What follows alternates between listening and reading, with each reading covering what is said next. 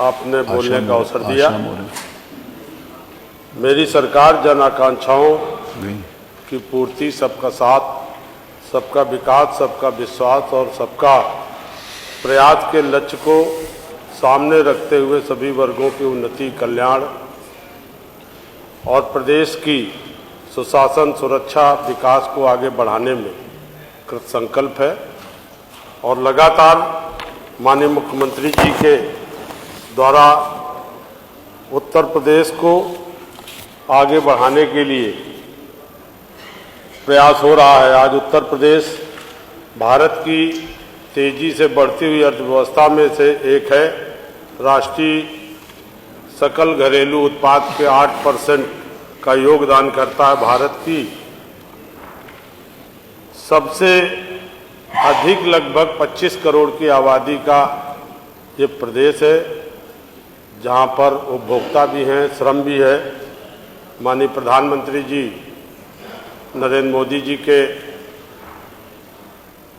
जो देश की अर्थव्यवस्था को $5 ट्रिलियन बनाने का जो संकल्प है, उसमें $1 ट्रिलियन इकोनॉमी बनाने में उत्तर प्रदेश लगातार प्रयासरत है। माननीय मुख्यमंत्री योगी आदित्यनाथ जी के नेतृत्व में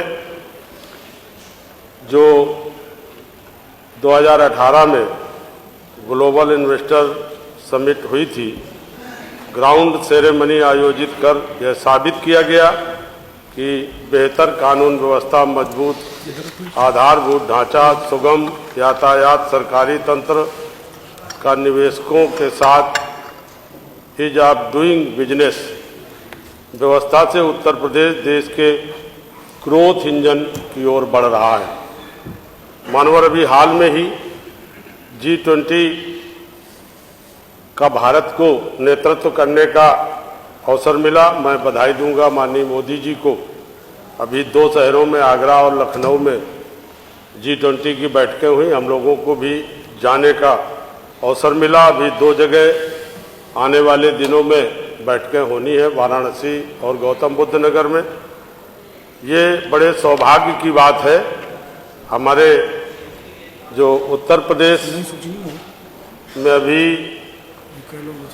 ग्लोबल इन्वेस्टर समिट का आयोजन हुआ, जिस तरह से जो उन्होंने जोड़े, मैंने किसी का नहीं जोड़ा, माननीय मुख्यमंत्री जी ने योजनाबद्ध तरीके से रणनीति बना करके और पहले मंत्री समूह को कई देशों की यात्राओं में भेजा और हमको भी एक जगह जाने का अवसर मिला, जहां लगातार जब हम लोग UAE में गए तो जिस तरह का माहौल वहां देखने को मिला, जिस तरह की छवि उत्तर प्रदेश की और देश के प्रधानमंत्री जी की देखने को मिली, उसी को देखते हुए वहाँ के, चाहे आबू धाबी में हो, चाहे UAE में हो, और वहाँ के लोगों ने एक उत्साह के तरीके से रोड शो किया। हम लोगों ने 1 to 1 मिले और एक बड़ा इन्वेस्टमेंट हमारे देश में आया। और इस इन्वेस्टर समिट का जो बड़ा कार्यक्रम हुआ, वहाँ से 25 लोगों का डेलीगेशन आया और 25 लोग 23,900 करोड़ का तो MOU किए थे। उसके बाद आज हम लोगों ने धरती पर 10,000 करोड़ का MOU हम लोगों ने उतार दिया है, जो हमारे कल काफी हमारे प्रतिपक्ष के नेता कह रहे थे।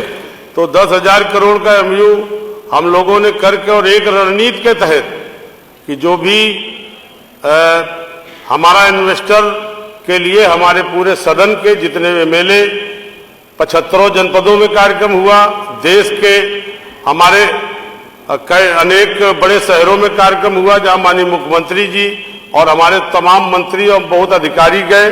तो आज जिस तरह का एक निवेश कुंभ का माहौल हमारे उत्तर प्रदेश में 10 से 12 को हुआ, एक ऐतिहासिक आयोजन था, जिसमें लगभग हमारे उत्तर प्रदेश में आज तक के इतिहास में इतने MOU नहीं हुए जितने MOU 33,50,000 करोड़ के MOU यहाँ पर हुए।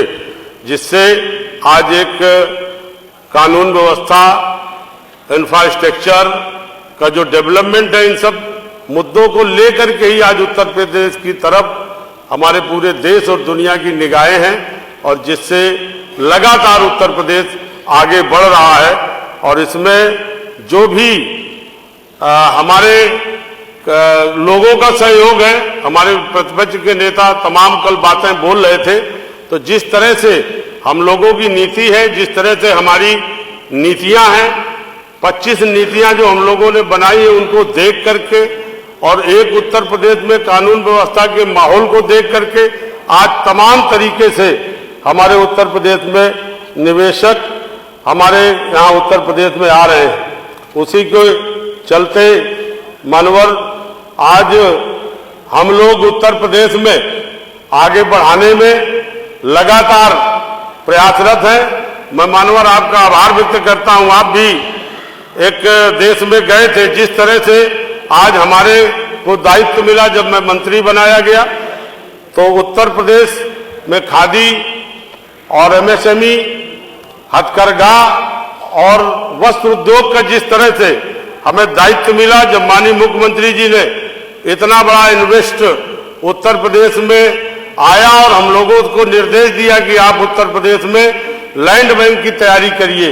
हम लोगों ने जिस पूरे उत्तर प्रदेश में जब हम लोगों ने अपने एमएसएमई के जो स्थान थे औद्योगिक, उनकी छानबीन की, और छानबीन करने के उपरांत जो हम लोगों ने पाया कि तमाम तरीके के इस तरह से लैंड में लोगों ने अभी तक इंडस्ट्री नहीं लगाई, और इस तरह से तमाम खाली पड़े इंडस्ट्रियल पार्कों को जब हम लोगों ने नोटिस देना शुरू किया तो एक खलबली सी मची। माननीय मुख्यमंत्री जी ने ये कहा कि हर तरह से हमको जितना इन्वेस्टर आया है उसको लैंड मुहैया करानी है, और उसी के चलते हम लोगों ने मानवर नीतियां बनाई। और हम लोगों ने पाया कि आज फतेहपुर में जो एक बड़ा स्टंट शुरू हुआ, जिसमें कि 2012 में जब समाजवादी पार्टी की सरकार थी, उस समय 72 प्लाट मानवर हमको पता नहीं, हमारी संस्थाओं को मालूम नहीं, और 72 प्लाटों का आवंटन 2012 में हुआ। 12 से 17 तक समाजवादी पार्टी की सरकार चली गई और नहीं पता चला।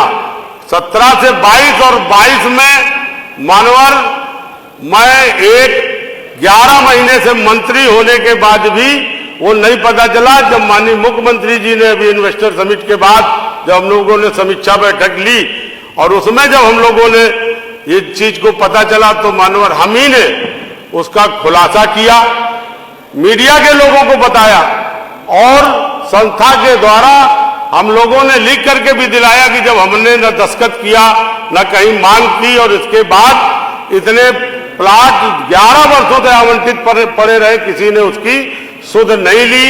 और उसमें स्वयं हमने जांच में ये पाया कि जिस तरह से उसमें अधिकारियों का दोष, उसमें एक कमेटी तय करके हम लोगों ने निर्णय लिया है कि आगे जो भी दोषी होंगे विभागीय स्तर पर उन पर कार्रवाई होगी, और तत्काल तरीके से उन भूखंडों का निरस्तीकरण करा के और जो आने वाले हमारे उद्यमी हैं उनको आवंटन कराने की प्रक्रिया हम लोग शुरू करेंगे। इसी के साथ साथ आज जिस तरह से हम लोगों को जब हमारे पास जो मांग है भूमि की, और उसी के चलते हमने एक प्लेज स्कीम भी जारी की, जिसमें कि 10 एकड़ से लेकर के 50 एकड़ तक कोई भी उद्यमी अगर अपना उद्यम लगाना चाहता है तो उसको हम लोग आगे बढ़ाने में, उसको वो करने में अपना जो भी हमारी स्कीम है उसमें मदद करके हम लोग उस पार्क को विकसित कराने में अपना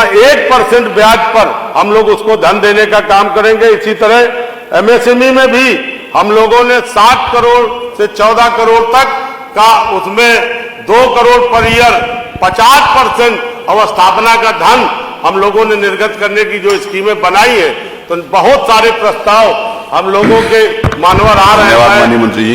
ध्यान दे रहा हूं समय पर, लेकिन आकाश- एक शब्द मेरे को आप नहीं हो गया दो होगा ना, मिनट सुन नहीं लीजिए। सबके लिए कि नहीं मैं ये कहना क्या चाहता आकाश हूं, सक्सेना मैंने शुरू में बोल दिया, आकाश सक्सेना मैं मानवर 2 मिनट नहीं अरे 10 बस मिनट एक- नहीं, मेरे लिए मेरे लिए कठिन हो जाएगा फिर। महत्वपूर्ण बात नहीं, सारी महत्वपूर्ण बातें आपको मैंने इसीलिए बोला था, जो महत्वपूर्ण वो पहले कहिए, सभी लोगों के लिए बोला था मैंने। मंत्री जी मेरा निवेदन सुन लीजिए, मैंने बोला था कि जिसका जो महत्वपूर्ण है वो पहले कह ले, लेकिन आप महत्वपूर्ण के लिए बाद में इंतजार करते रहे।